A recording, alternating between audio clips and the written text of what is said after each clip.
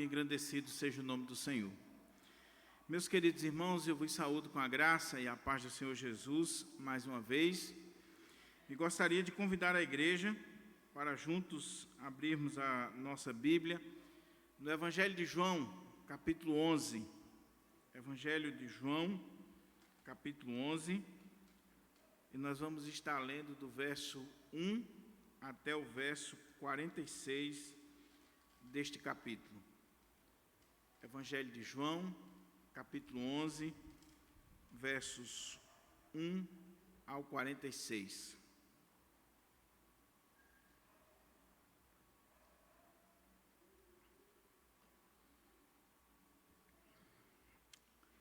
Amém?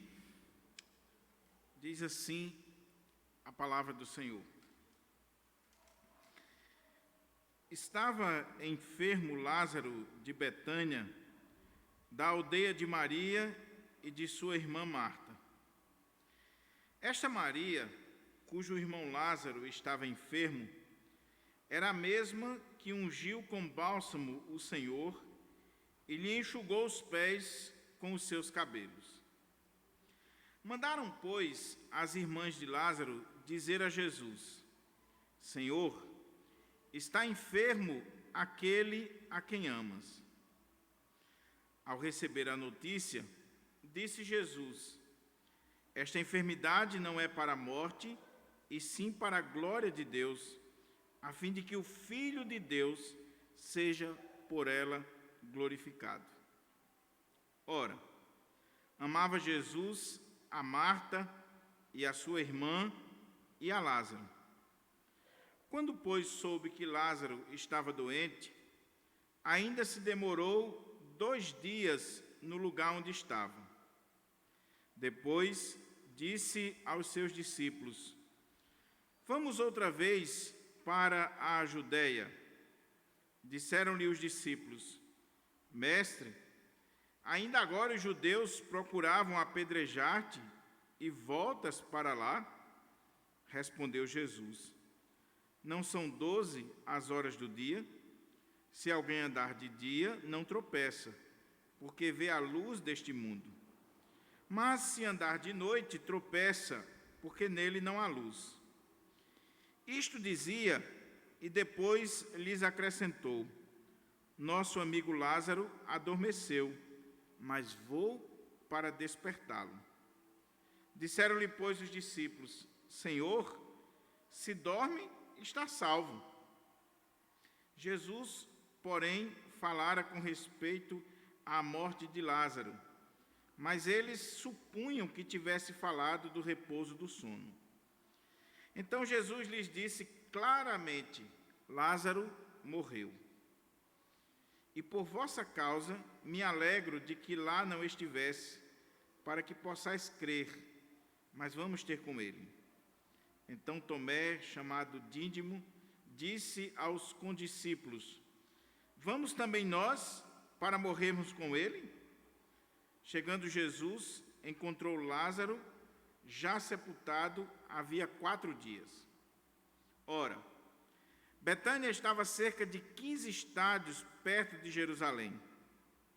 Muitos dentre os judeus tinham vindo ter com Marta e Maria para as consolar a respeito de seu irmão. Marta, quando soube que vinha Jesus, saiu ao seu encontro. Maria, porém, ficou sentada em casa.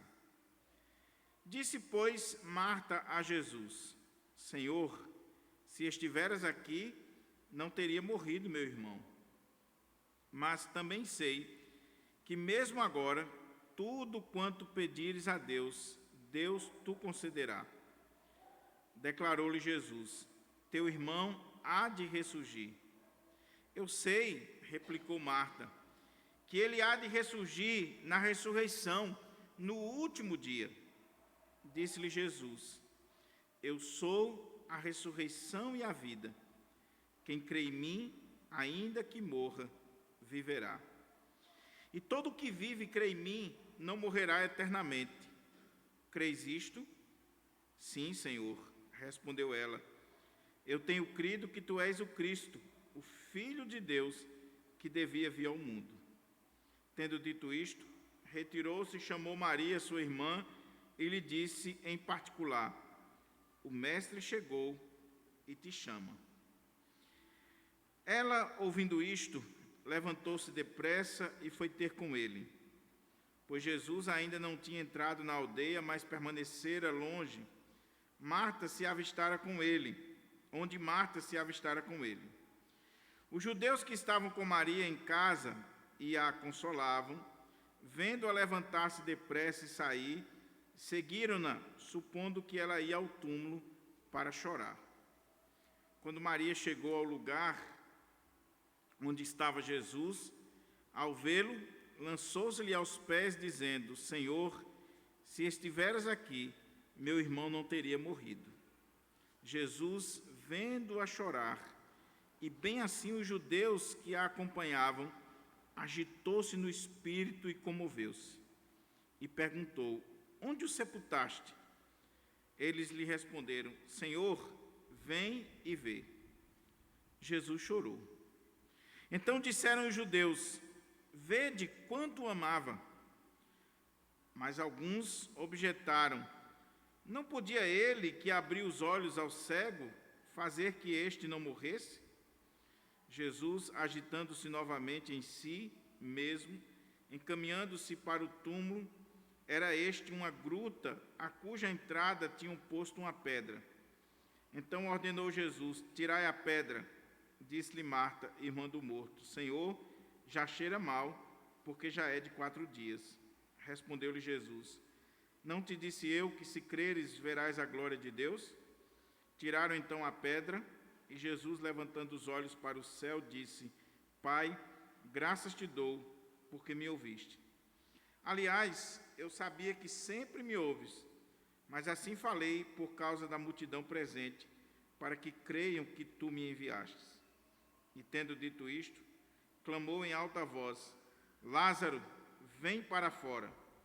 Saiu aquele que estivera morto, tendo os pés e as mãos ligados com ataduras e o rosto envolto no lençol. Então lhes ordenou Jesus: desatai-o e deixai-o ir. Muitos, pois, dentre os judeus que tinham vindo visitar Maria, vendo o que fizera Jesus, creram nele. Outros, porém, foram ter com os fariseus e lhes contaram dos feitos que Jesus realizara. Vamos orar ao nosso Deus, pedir a Ele que Ele nos ajude, que Ele nos oriente, que Ele nos abra a porta-palavra nesta noite e que, de fato, Ele fale de uma forma toda especial ao nosso coração. Pai querido, mais uma vez nós oramos ao Senhor e agora suplicando a iluminação, a direção do Teu Espírito Santo sobre aquilo que nós haveremos de falar a partir da leitura, da explicação e da aplicação da Tua Palavra. Eu quero te pedir, meu Pai, que este sermão possa estar alcançando vidas, lares, corações, para a glória do Teu nome. Fala conosco, Senhor, aquilo que nós precisamos ouvir e não pura e simplesmente o que nós queremos ouvir. É assim que eu te oro, meu Pai, em nome de Jesus. Amém. Amém. Mantenha aí, por favor, a sua Bíblia aberta para que a gente possa considerar esse texto sagrado e aplicar ele em nossos corações. Hoje, o Brasil inteiro celebra o Dia de Finados, ou o Dia da Fé dos Defuntos. É um feriado nacional. O Dia de Finados, ele tem a sua origem no dia 2 de novembro de 998, na verdade no século X, no século X. E tudo aconteceu quando um abade da abadia francesa de Cluny, ele convoca os seus paroquianos naquele dia 2 de novembro de 998 para orar, interceder em favor dos mortos, em favor daqueles que haviam partido. É claro que essa tradição de orar pelos mortos já vem desde os primeiros séculos, desde o século II, que nós temos notícias e nós temos relatos de orações pelos mortos no contexto da igreja cristã. Uma coisa interessante sobre o dia 2 de novembro, o dia de finados, que marca esse feriado nacional, é não só a questão da sua origem histórica, que nós acabamos de colocar aqui. Ele vai ganhar notoriedade a partir do momento que a Igreja Católica chancela esse dia como o dia de finados, como dia oficial para se orar em sufrágio das almas que estão no purgatório. Mas uma coisa interessante é que no dia 1º de novembro nós temos o dia de todos os santos. E no dia 2 de novembro nós temos o dia de finados, ou da fé dos defuntos.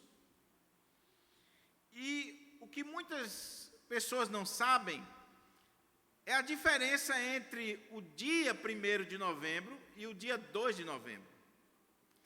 No dia 1º, que é o dia de todos os santos, a igreja celebra e ora por todos os santos, por todos aqueles que partiram e que estão salvos e que já se encontram em um estado de graça na presença de Deus.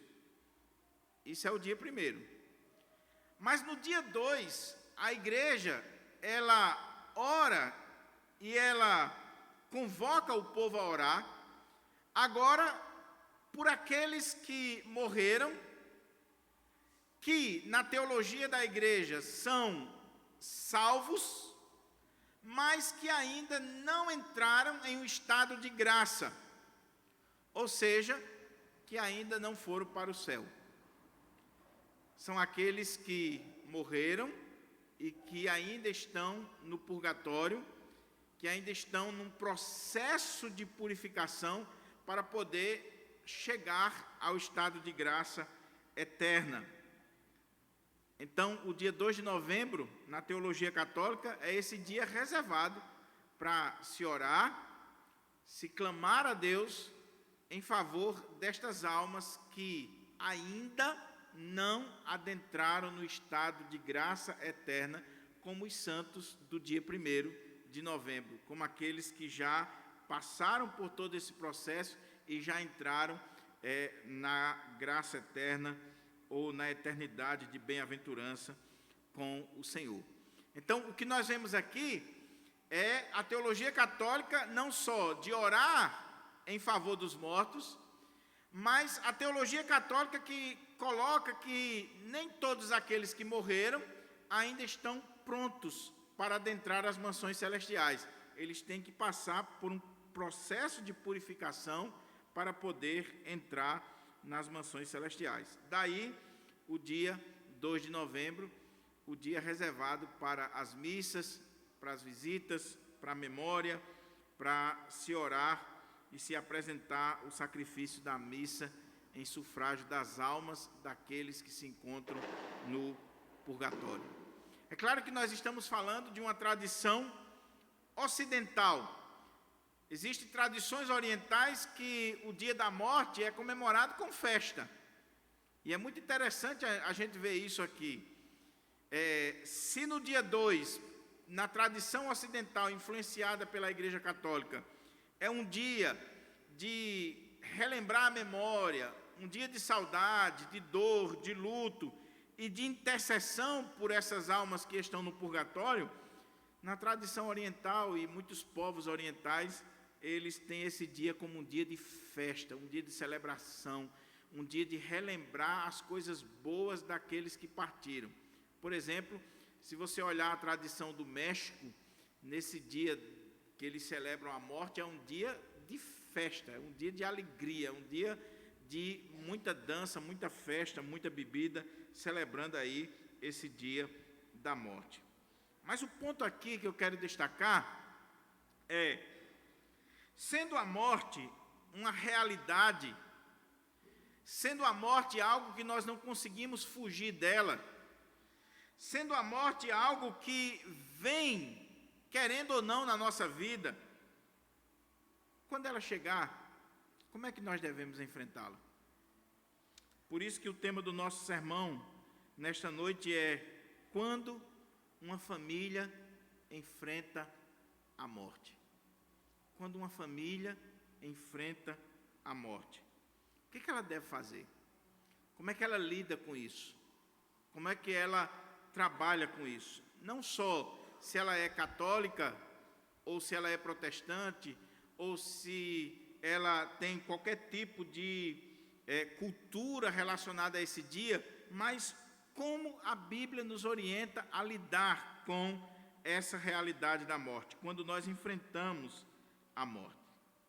O texto que lemos encontra-se no Evangelho de João.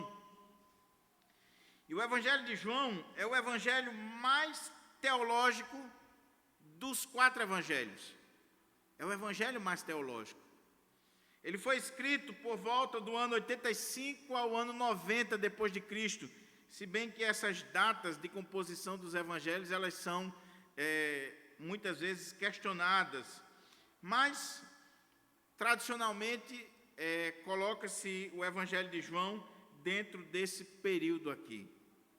O Evangelho de João, ele está dividido em 2 partes principais, capítulo 1 a 11, capítulo 12 até o capítulo 21, o final do Evangelho.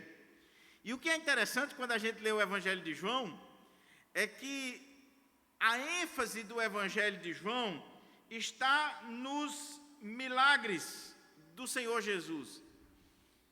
Milagres que são chamados aqui no Evangelho de sinais. Sinais que apontam para a divindade do Senhor Jesus.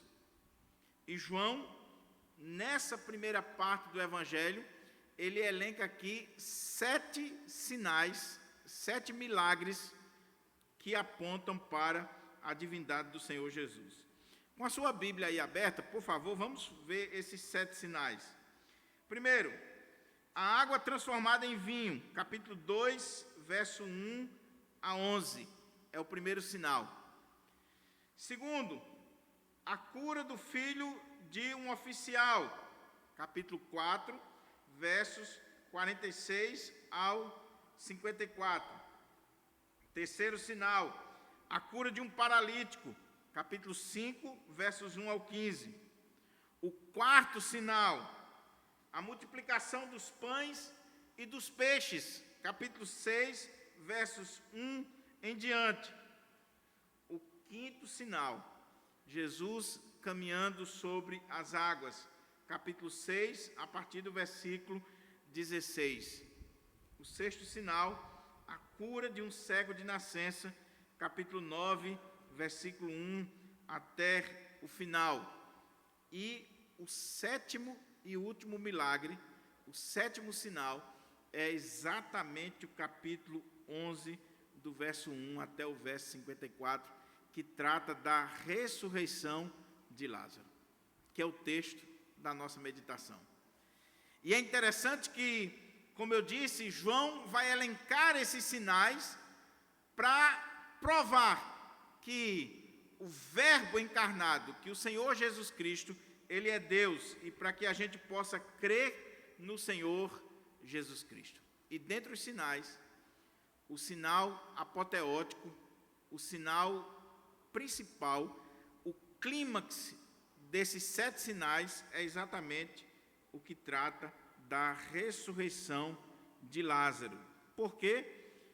Porque, muito embora já tenha acontecido ressurreição anteriormente, mas o caso de Lázaro aqui é um caso emblemático, não só para os discípulos, para aqueles que eram contrários a Jesus.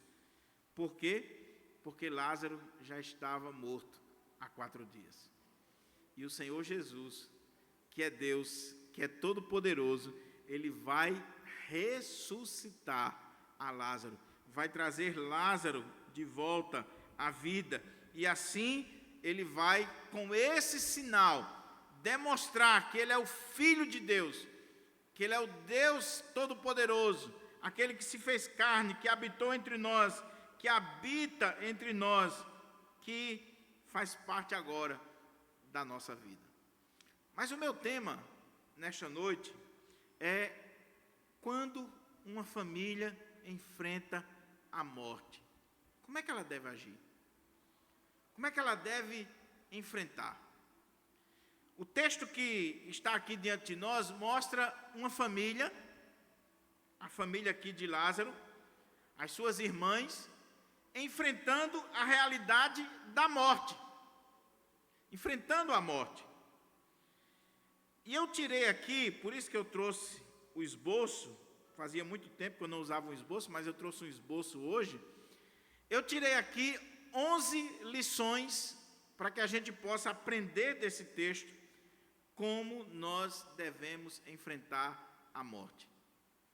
A morte bateu à porta da nossa casa, a morte chegou no ambiente do nosso lar, na nossa família, na nossa vida, como nós devemos enfrentar a morte.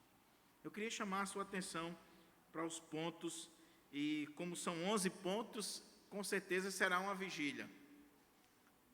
Brincadeiras à parte, eu vou tentar ser o mais objetivo possível para que a gente possa tirar essas lições dentro do tempo que nós temos aqui.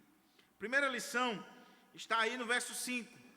Se você olhar o verso 5 desse texto, diz algo extremamente interessante. Ora, amava Jesus a Marta e a sua irmã e a Lázaro. Primeira lição que nós tiramos desse texto, quando uma família enfrenta a morte, é que essa família não pode duvidar do amor de Deus por ela. Nunca duvide do amor de Deus por você. Mesmo que a morte tenha batido a porta da sua casa, mesmo que a morte se faça presente na sua vida, nunca duvide do amor de Deus. Uma coisa não exclui a outra. A realidade da morte não é incompatível com o amor de Deus.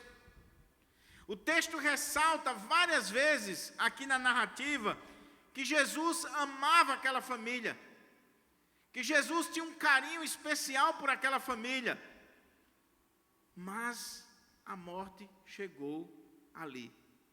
E nós sabemos por que chegou, porque a morte faz parte da nossa realidade, tendo em vista que ela é consequência da queda dos nossos primeiros pais. Ela é fruto do pecado, consequência do pecado. Mas quando a morte bate à porta da nossa casa, quando nós enfrentamos a morte enquanto família, nós não podemos cair na estratégia maligna de dizer: Deus não nos ama, porque Deus deixou isso acontecer. Porque se Deus nos amasse, eu não teria perdido minha mãe, não teria perdido meu pai, não teria perdido meu filho, não teria perdido meu irmão. Se Deus de fato me amasse, isso não teria acontecido aqui. Nunca caia nessa estratégia maligna. Não pode jamais uma família, quando enfrenta a morte, duvidar do amor de Deus. O amor de Deus, ele não varia. Ele nem é mais, nem é menos. Ele não muda. Ele é o mesmo sobre mim e você. Então você, nesse dia de finados, que está assistindo, e que muitas vezes o diabo tenta colocar essa seta no seu coração, por favor, não duvide do amor de Deus por você. Segunda lição, à luz desse texto. Olha o que diz aqui o versículo 14 desta perícope. Então Jesus lhe disse claramente: Lázaro morreu. Então Jesus lhes disse claramente: Lázaro morreu. A segunda lição que eu extraio desse texto para a minha vida, e eu espero que para a vida dos irmãos e para aqueles que nos assistem, é: nunca esqueça que a morte não pega Jesus de surpresa. Nunca esqueça isso. Às vezes a gente acha que a morte chegou no ambiente da nossa casa, na nossa família, e o Senhor foi pego de surpresa. E o Senhor não sabia. Foi um cochilo de Deus. Ou que Deus não tem nada a ver com isso. Que Deus não sabe. Jesus estava a uns 30 quilômetros de distância da casa de Lázaro. Jesus estava fora, mas Jesus não foi pego de surpresa com a realidade da morte no ambiente daquela família.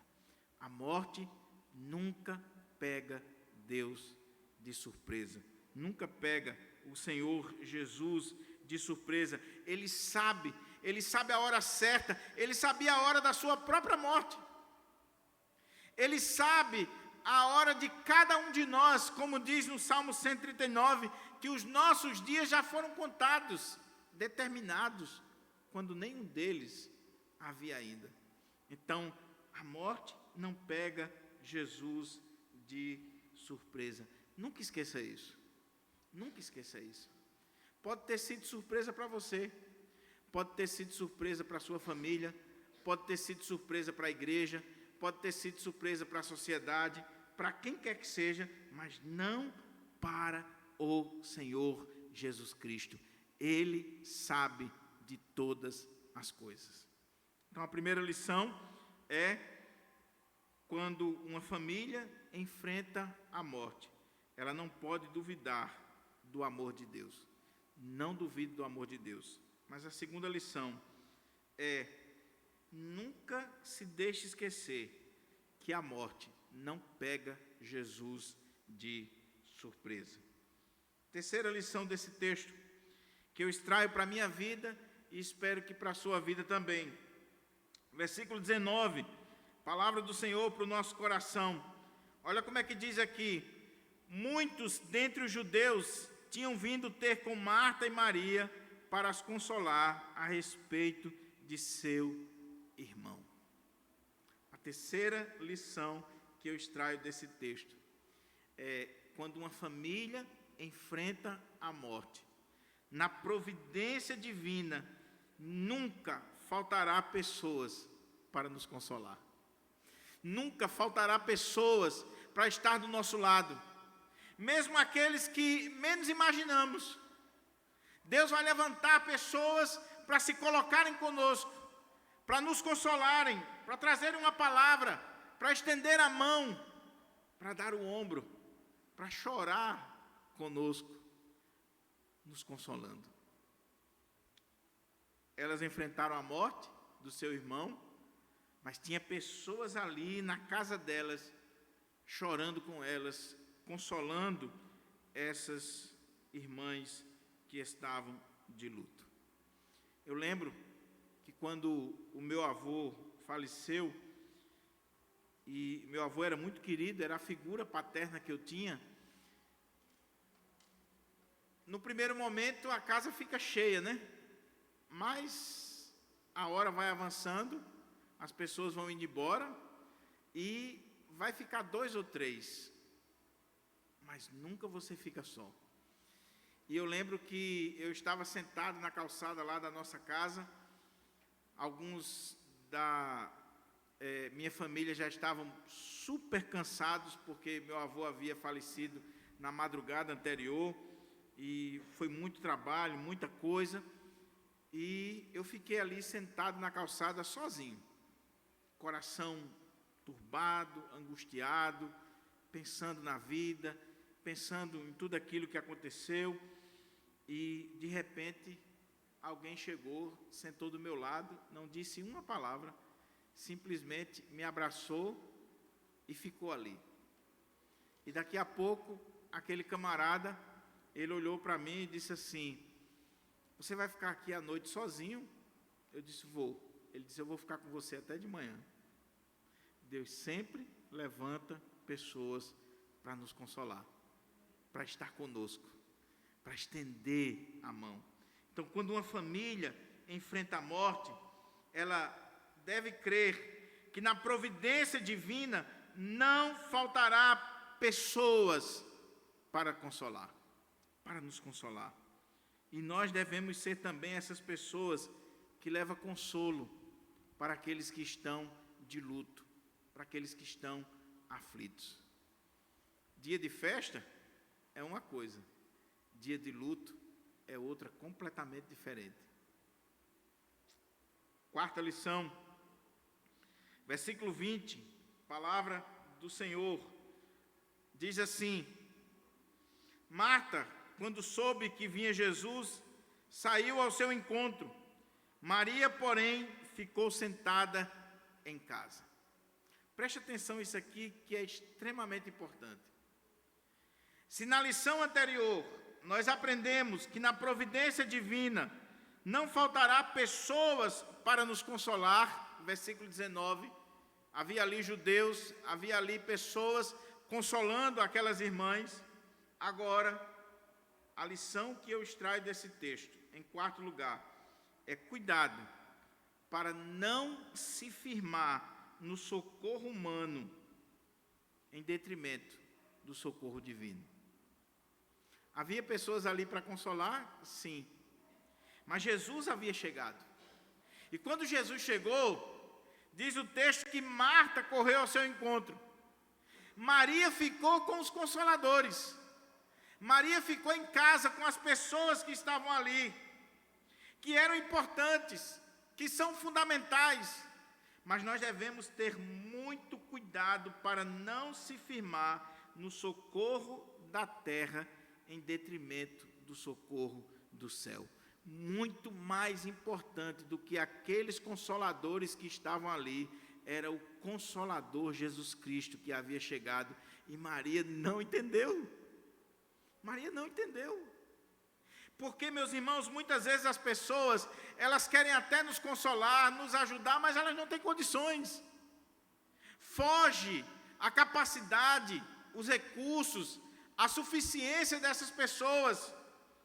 Mas o Senhor Jesus é aquele que tem todo o poder e que nós devemos buscá-lo e amá-lo e reverenciá-lo e adorá-lo de todo o nosso coração. Então a quarta lição é: cuidado, não se firme no socorro da terra. Não é que ele não seja importante, ele é importante, mas não firme-se, não ancore-se no socorro da terra em detrimento do socorro do céu. Por quê? Porque você vai se decepcionar. Porque as pessoas nos decepcionam e nós decepcionamos as pessoas. As pessoas se cansam. As pessoas muitas vezes não podem, não têm, não conseguem, não chegam na hora que deveriam chegar. A quinta lição desse texto: quando uma família enfrenta a morte. A quinta lição, olha como é que diz aqui, versos 21 até o verso 37, um texto interessantíssimo. Disse, pois, Marta a Jesus: Senhor, se estiveras aqui, não teria morrido meu irmão. Mas também sei que mesmo agora, tudo quanto pedires a Deus, Deus te concederá. Declarou-lhe Jesus: teu irmão há de ressurgir. Eu sei, replicou Marta, que ele há de ressurgir na ressurreição no último dia. Disse-lhe Jesus: eu sou a ressurreição e a vida. Quem crê em mim, ainda que morra, viverá. E todo que vive e crê em mim não morrerá eternamente. Crês isto? Sim, Senhor, respondeu ela. Eu tenho crido que tu és o Cristo, o Filho de Deus, que devia vir ao mundo. Tendo dito isto, retirou-se e chamou Maria, sua irmã. Ele disse em particular: o mestre chegou e te chama. Qual é a lição que eu tiro daqui? Quando uma família enfrenta a morte, em quinto lugar, ela deve deixar de lado, ou ela tem que ter cuidado com a murmuração e a falta de fé naquilo que Deus pode realizar no presente. Preste atenção aqui o ponto. Ela tem que ter cuidado com murmuração, de reclamar. Você não sente aqui um tom de murmuração na fala de Marta? Ah, Senhor, se o Senhor estiver aqui, meu irmão não teria morrido. O Senhor chegou tarde demais. Eu avisei para o Senhor, quando eu mandei o recado, ele ainda estava vivo. E enquanto há vida, há esperança. Enquanto há respiração, enquanto ainda tem ali um fiasco de vida, a ambulância vai com tudo, cortando sinal, fazendo de tudo para chegar no hospital. Morreu, agora acabou. Ah, Senhor, se Tu estiveres aqui, meu irmão não teria morrido. Há um tom de murmuração, mesmo velada. Mas o outro problema que há aqui é que existe aqui fé, sim, mas uma fé futura, e não uma fé que Deus pode realizar algo no presente. E aí o diálogo de Jesus com ela, a palavra de Jesus sendo dada para ela, que nós precisamos alimentar a nossa fé em Cristo, que Ele pode sim, se Ele quiser, fazer qualquer coisa hoje, não amanhã, hoje, porque Ele é o mesmo, Ele é o Senhor. Então, em quinto lugar, deixe de lado a murmuração e a falta de fé de que Deus ou Cristo Jesus pode fazer algo no presente. A sexta lição que eu vejo nesse texto é que, olha o que diz o versículo 28, que coisa interessante para nós tirarmos daqui como lição para a nossa vida. Tendo dito isto, retirou-se e chamou Maria, sua irmã, e lhe disse em particular: o mestre chegou e te chama. Qual é a lição que eu tirei daqui para a minha vida e que eu espero também que você possa tirar para a sua vida? Quando uma família enfrenta a morte, ela tem que ajudar os entes queridos que estão sofrendo um pouco mais. Maria não foi porque ela estava muito abatida. Marta conseguiu trabalhar aquela situação de forma diferente. Ainda conseguia se levantar, conseguia caminhar, conseguia ir ao encontro de Jesus, mesmo com esse ar de descrença, de murmuração, mas ela foi. Há pessoas que reagem de forma diferente, principalmente diante da morte. Maria ficou, ela não conseguiu ir. Mas agora que Marta foi e voltou, ela vem buscar Maria. E ela ajuda Maria. E ela chama Maria em particular. Ela não vai repreendê-la, ela não vai exortá-la. Ela simplesmente diz: o mestre chegou e te chama. Ela vem buscar a sua irmã. Jesus ainda tinha ficado lá fora. Mas ela vem. Então ajude, estenda a mão para aquele seu ente querido, para aquele familiar, para aquela pessoa que não tem a mesma atitude, que não tem a mesma postura, que não tem a mesma fibra, a mesma capacidade, a mesma maneira de ser e de agir que você tem. Tem gente que quando chega numa hora dessa, paralisou geral. Não consegue dar um passo. Não consegue fazer absolutamente nada. Tem gente que não consegue nem chorar. E aí, como pastor, eu já vi muito essa cena, a murmuração e também o julgamento das pessoas, principalmente dos familiares, para com os outros, dizendo que o outro não está sofrendo, que o outro não está sentindo, que o outro não é alguém de sentimento, simplesmente porque a pessoa não consegue sair do canto. A gente precisa ajudar. A gente precisa estender a mão. A gente precisa dizer para aqueles que estão sofrendo mais do que eu, para aqueles que estão mais abatidos, mais angustiados: vem, o mestre te chama, o mestre tem uma palavra para você. O Senhor tem uma palavra para você. Então aprenda que nem todo mundo reage do mesmo jeito às circunstâncias da vida.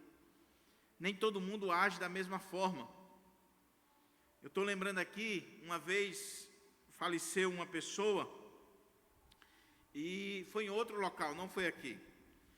E eu fui convidado para ir à casa, tinha acabado de falecer essa irmã, e eu fui convidado para ir àquela casa para levar uma palavra, até porque o filho dessa mulher era muito meu amigo. E eu fui lá. A mãe dele tinha acabado de falecer, e ele estava lá no quarto e não saía, não conversava com absolutamente ninguém.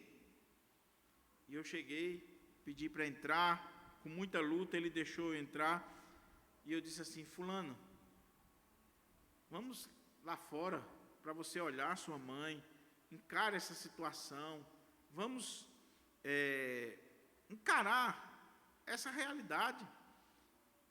E eu lembro como hoje que aquele colega olhou para mim e disse assim: rapaz, eu não tenho condições. E eu disse: por que você não tem condições? E ele disse: porque na minha pequena fé, se eu for lá fora e eu orar para Jesus ressuscitar minha mãe e ele não ressuscitar, eu dou um tiro no ouvido aqui na frente de todo mundo. E eu tive que orar com aquele camarada.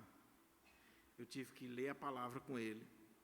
Eu tive que passar o dia inteiro com aquele irmão, para, na última hora, nos últimos minutos, ele ter condições de sair do quarto e encarar aquela realidade, agora já com um pensamento completamente diferente.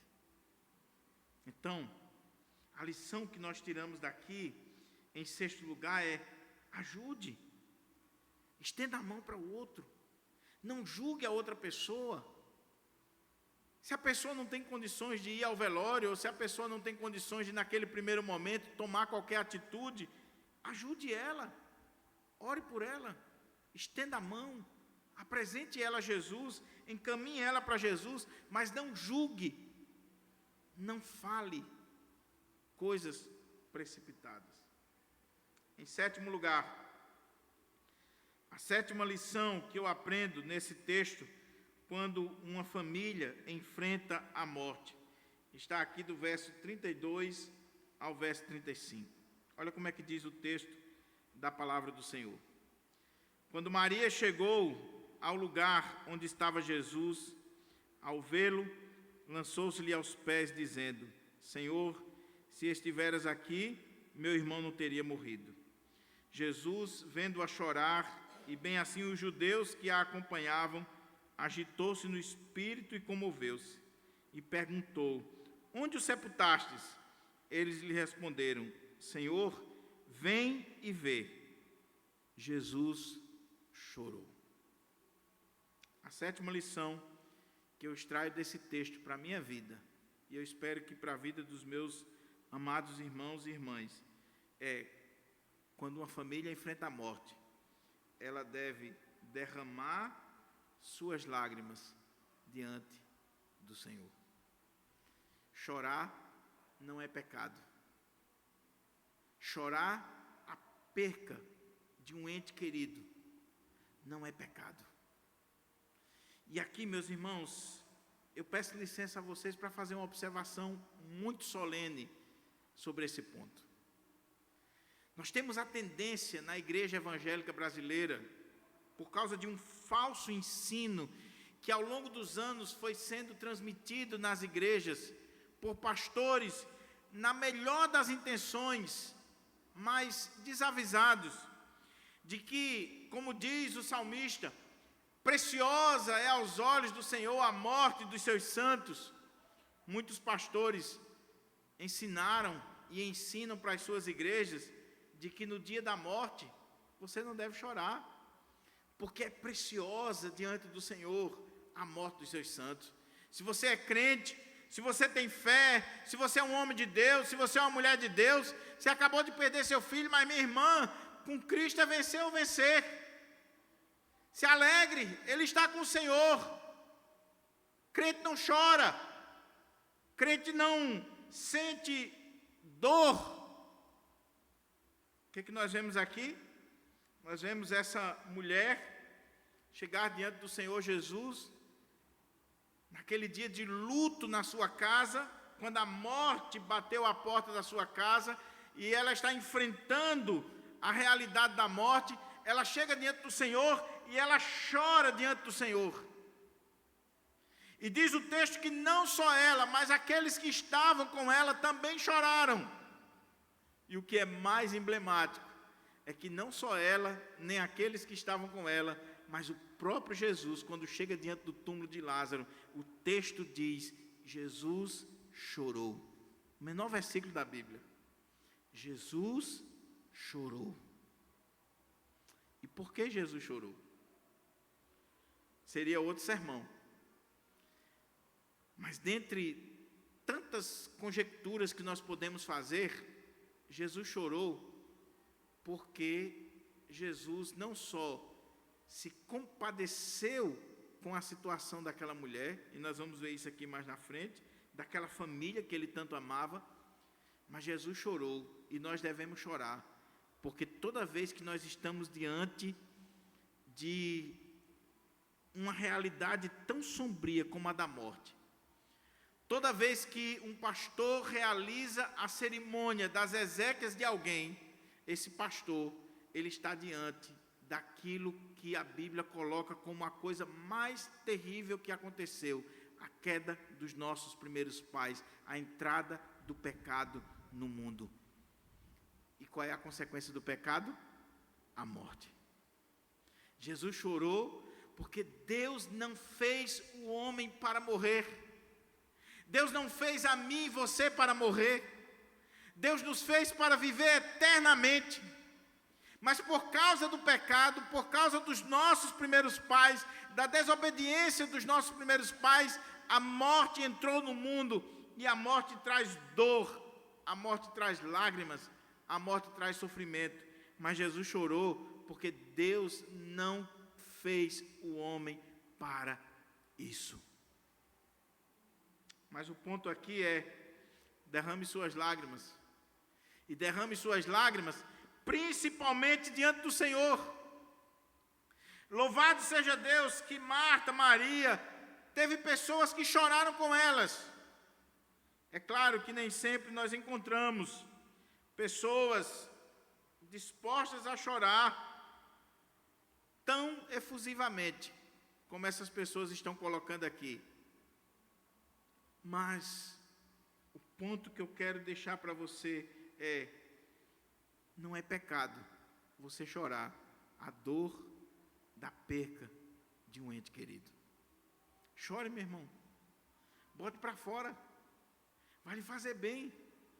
Nós somos uma cultura extremamente machista que diz: homem não chora.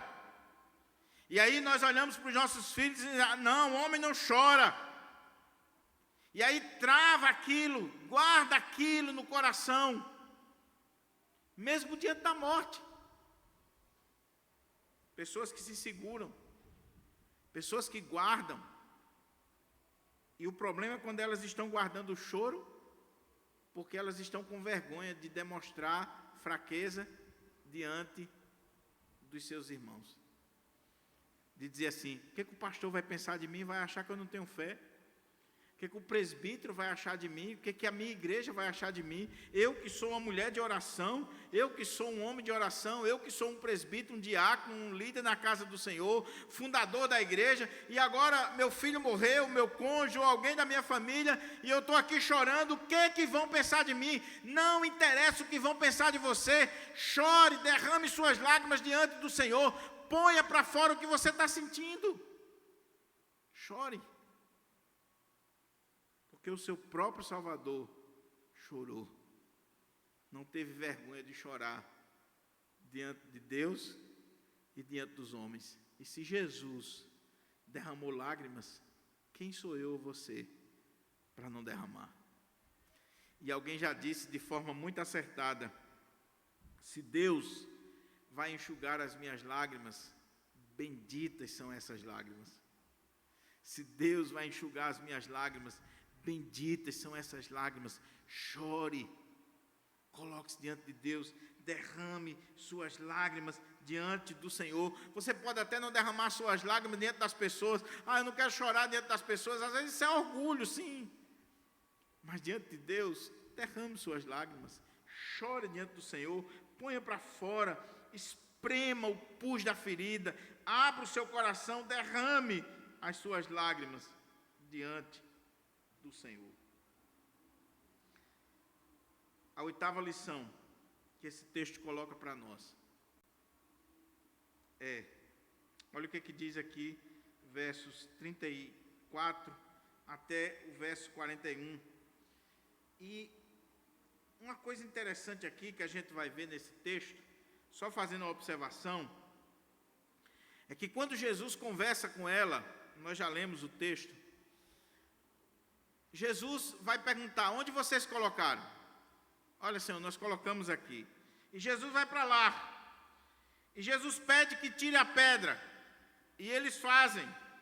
E tudo que Jesus vai falando, pode ler aí do verso 32 até o verso 41, você vai ver que tudo que Jesus vai falando, eles estão obedecendo. O ponto é: apresente tudo a Jesus e obedeça a tudo que Ele mandar você fazer. Está enfrentando a morte no ambiente da sua casa? Apresenta Jesus. Converse com Jesus. Derrame suas lágrimas diante de Jesus. Converse com Ele. Veja o diálogo que ela tem com Ele. E é um diálogo sincero, honesto, colocando para fora tudo aquilo que ela está sentindo, as suas lágrimas, as suas dores, os seus sentimentos.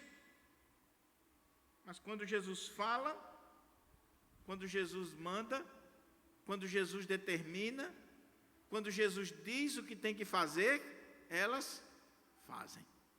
E não só elas, mas aqueles que estão ao seu redor. Sabe por que muitas vezes nós não conseguimos curar os nossos traumas? Principalmente o trauma do luto, é porque nós não fazemos, nós não obedecemos aquilo que o Senhor nos manda fazer. Nós não tomamos os remédios de Deus. Nós não agimos de acordo com aquilo que o Senhor manda, que o Senhor determina na sua palavra, que o Senhor ordena para cada um de nós.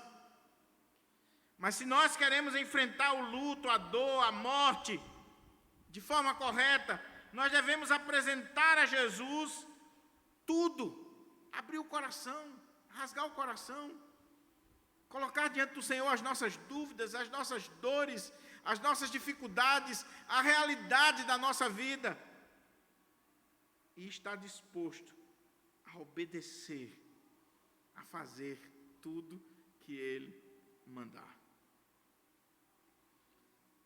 A 9ª lição que eu extraio desse texto para a minha vida, e eu espero que para a sua vida também. Olha o que diz aqui, versos 35 desse texto, que é um verso interessantíssimo. Nós já lemos, mas é importante a gente ler de novo.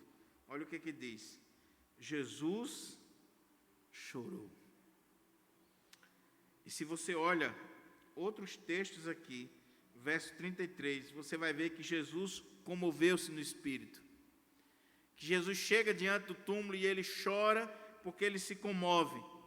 Diante do choro daquela mulher, ele se comove, ele se agita no seu espírito. Qual é a lição que eu extraio daqui para a minha vida, para a sua vida? Quando a família enfrenta a morte. Em 9º lugar, lembre-se sempre que, como homem, Jesus sabe a dor que você está sentindo. Ele sabe, porque Ele é homem. Jesus chorou porque Ele era homem. Jesus chorou porque, apesar dele ser Deus, mas Ele era homem. Então não esqueça que Jesus sabe, Ele sente a sua dor, Ele sabe exatamente o que você está enfrentando. Porque porque ele era homem como nós. Então, lembre-se que como homem, ele sabe, ele conhece a sua dor. A sua dor. Quantas vezes, meus irmãos, nós chegamos num velório, ou num momento como esse, e a gente diz assim: eu sei a dor que você está sentindo. Do ponto de vista da etiqueta, da sociabilidade, está correto você dizer isso, não há nenhum mal. Mas você sabe que você não tem a consciência exata da dor que aquela pessoa está sentindo. Só ela sabe. Só um filho sabe o que é estar chorando a dor da perca de um pai. Só uma mãe sabe de fato o que está passando no coração dela quando ela perde um filho querido. Só quem está sentindo a dor é que sabe de fato o que está passando. Agora, lembre-se, Jesus sabe a sua dor. Ele conhece a sua dor. Porque ele já sentiu, ele já foi provado, ele já foi experimentado, ele foi moído, ele foi traspassado, ele enfrentou a própria morte, ele enfrentou o abandono, ele enfrentou todas as coisas. Então ele sabe a sua dor. Ele sabe a minha dor. Ele sabe. Por isso que eu posso derramar as minhas lágrimas diante dele, por isso que eu posso apresentar diante dele as circunstâncias da minha vida, e isso lembrando-se sempre que como homem, ele conhece a minha dor. Talvez você está me assistindo agora, e a sua maior tristeza é porque o seu familiar não entende você, não compreende você, ou o seu pastor, a sua igreja, seja lá quem for. Mas eu quero dizer para você que Jesus entende você perfeitamente. Ele sabe a dor que você está sentindo, a dor que você está passando, e por isso que Ele pode trazer consolo e conforto para a sua vida, porque Ele sabe a medida certa que você precisa neste momento de dor, de luto e de angústia da sua vida. Em 10º lugar, a outra lição que nós extraímos desse texto para a nossa vida está aqui no versículo 43. Olha que coisa interessante aqui no versículo 43, que o Senhor colocou no meu coração à luz desse texto. E tendo dito isto, clamou em alta voz: Lázaro, vem para fora. E quando eu li esse texto agora à tarde, pedindo ao Senhor as lições que pudesse extrair desse texto para a minha vida e para a vida da igreja, o Senhor colocou no meu coração em 10º lugar o seguinte: quando uma família enfrenta a morte, saiba que a morte nunca, e ela não pode apagar o nosso nome, a nossa memória, o nosso legado. 4 dias haviam passado, mas poderia ser 4 anos, poderia ser 1000 anos. O Senhor chama pelo nome. Você tem nome. Você tem nome. Ninguém pode apagar o nosso nome, a nossa memória, o nosso legado, a nossa vida, nem mesmo a morte. Nem mesmo a morte. Jesus chegou ali e Ele dá uma ordem, e que coisa extraordinária, a mente humana não é capaz de conceber o que aconteceu ali. Foge a nossa mente finita, carnal, natural.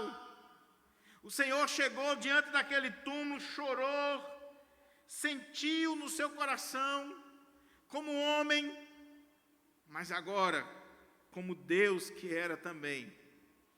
E é aquele que é o Todo-Poderoso, que a sua voz é como a voz de muitas águas, que a sua palavra é criadora, que a sua palavra é a palavra de poder. Ele dá um brado para aquele túmulo e diz: Lázaro, vem para fora. E aquela voz ecoou lá nos refolhos da eternidade. E Lázaro é trazido de volta à vida. E sai, ainda enfaixado, ainda todo cheio de todo aquele aparato fúnebre que estava sobre ele, mas ele vem para fora, porque a voz do Senhor, chamando ele pelo nome, é poderosa para trazê-lo à vida. Oh, meu querido irmão, minha querida irmã, nem a morte apaga o nosso nome, e é esse nome que o Senhor um dia vai chamar a mim e você. A mim e você. Que coisa interessante é saber que um dia o Senhor vai nos chamar pelo nome, e a terra, o mar, seja lá o que for, vai dar conta dos seus mortos, vai dar conta daqueles que estão vindo diante do Senhor. Saiba que a morte não apaga o seu nome, a sua memória, o seu legado, jamais. Outros dizem que Jesus chegou ali e chamou Lázaro, porque se ele não tivesse chamado pelo nome específico de Lázaro naquele local, a voz do Senhor é tão poderosa que todos os mortos daquela região poderiam vir. Por isso que ele chamou especificamente: Lázaro, vem para fora.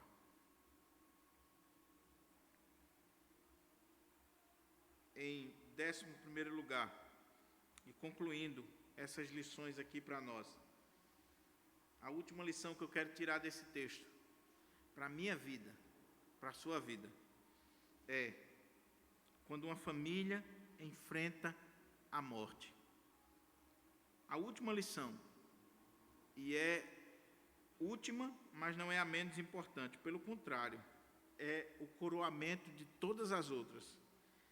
Quando uma família enfrenta a morte, o que deve estar na sua mente, no seu coração, na sua memória, é que Deus é e sempre será glorificado, quer seja na morte, quer seja na vida. Deus sempre será glorificado. Sempre será glorificado. Aquela enfermidade era para a glória de Deus. Aquela morte para a glória de Deus. Todos os sinais que estão aqui são para a glória de Deus.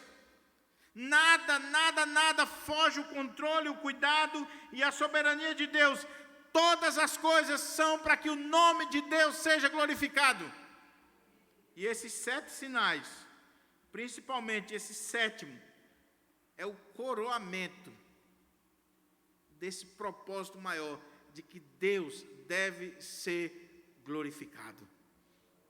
Quer na vida, quer na morte, quer na doença, em qualquer outra coisa, Deus é e sempre será glorificado.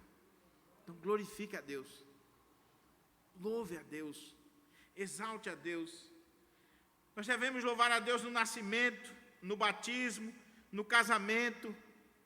Nós devemos louvar a Deus também na morte, porque o nome de Deus é glorificado, quer na vida, quer na morte. Eu lembro que uma vez eu fui para um velório aqui em Natal, e um dos filhos daquele senhor que havia falecido, ele pediu a palavra, e ele foi lá na frente e ele disse assim: meus irmãos, eu quero cantar um hino de louvor ao meu Deus, e glorificar ao meu Deus, e agradecer ao meu Deus, pelos anos de vida que Ele concedeu ao meu pai, e eu quero dizer que eu continuo adorando o Senhor, Ele é o meu Deus, quer na vida, quer na morte. E ele cantou um cântico, sem instrumento, sem qualquer tipo de arranjo, mas que daqui a pouco estava todo mundo emocionado, porque ele cantou com a alma, cantou com a vida, dizendo: glorificado seja o teu nome.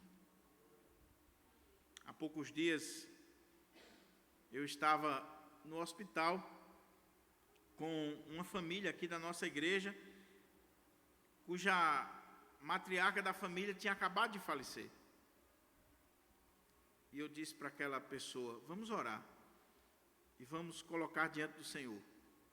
E ali do lado daquele corpo, nós oramos E eu dizia na oração e para aquela pessoa: Senhor, nós te louvamos, porque o Senhor deu, o Senhor tomou, bendito seja o nome do Senhor. Bendito seja o nome do Senhor. Deus é glorificado, quer na vida, quer na morte.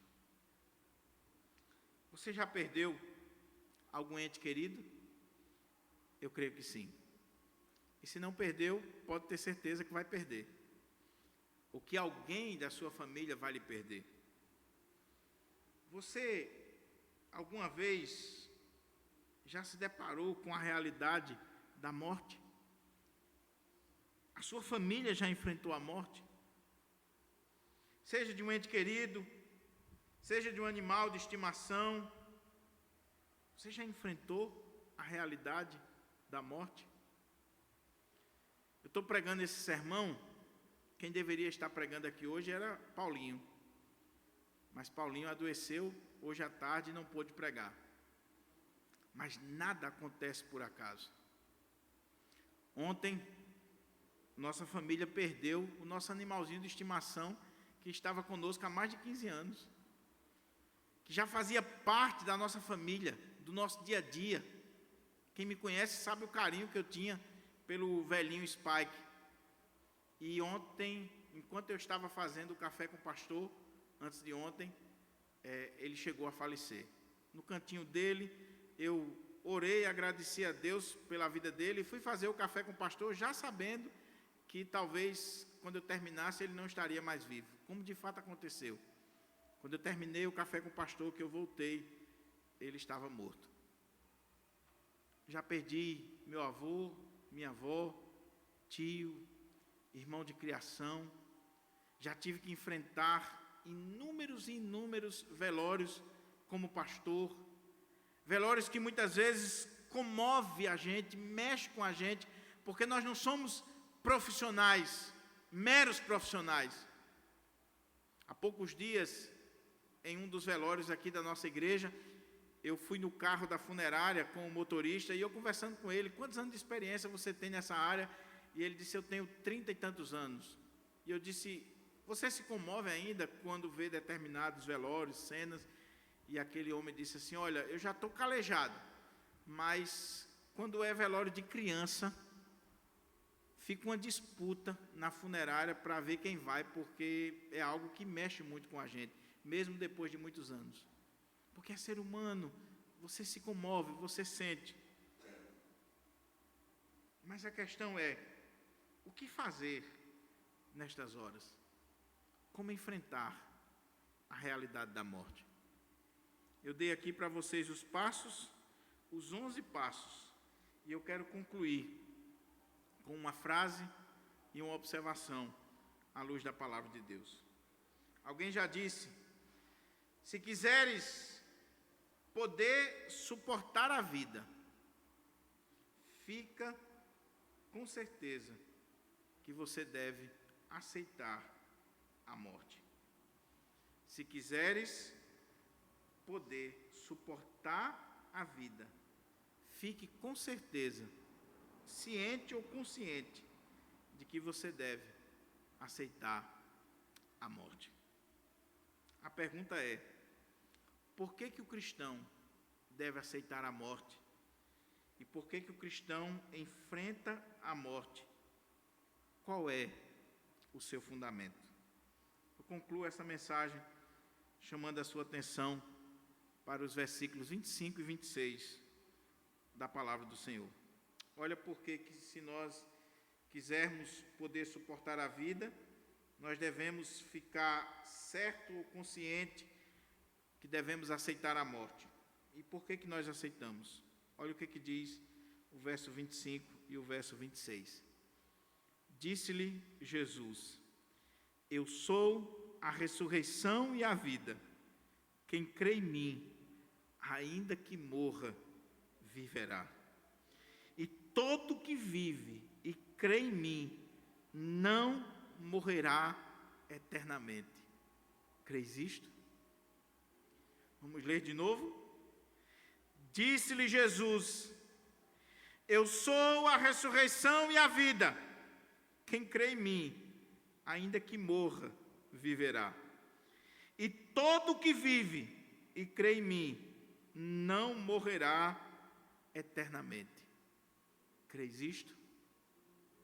Se nós quisermos poder suportar a vida, nós devemos ficar conscientes para aceitar a morte.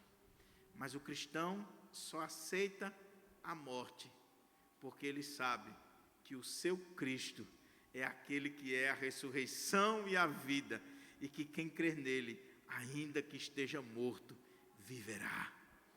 Neste dia, nós não celebramos a morte, nós celebramos a vida.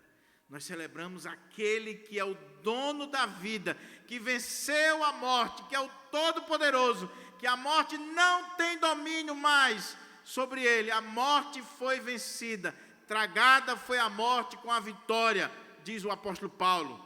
E nós louvamos o nome do Senhor. E quando João escreveu esse 7º milagre, quando ele descreve essa história para nós, ele está querendo trazer exatamente essa esperança para o meu e o seu coração. Então eu termino essa mensagem dizendo para aqueles que estão aqui e para você que está em casa: talvez você acabou de chegar do cemitério, ou quando você chegar do cemitério e você for alcançado por essa palavra, se você estiver angustiado, se você estiver abatido, entregue a sua vida a Jesus. Se você ainda não é crente, entregue a sua vida a Jesus, porque aí você vai ter alegria e esperança no seu coração, e saber que mesmo morto você poderá viver eternamente para a glória de Deus. Que o Senhor aplique a sua palavra no nosso coração, que a boa mão do Senhor seja sobre nós, que esta palavra traga guarida para a nossa vida, para a nossa alma, alento para o nosso ser, que o Espírito Santo de Deus traga consolo, conforto para a minha vida, para a sua vida, para cada um de nós, em nome de Jesus. Amém.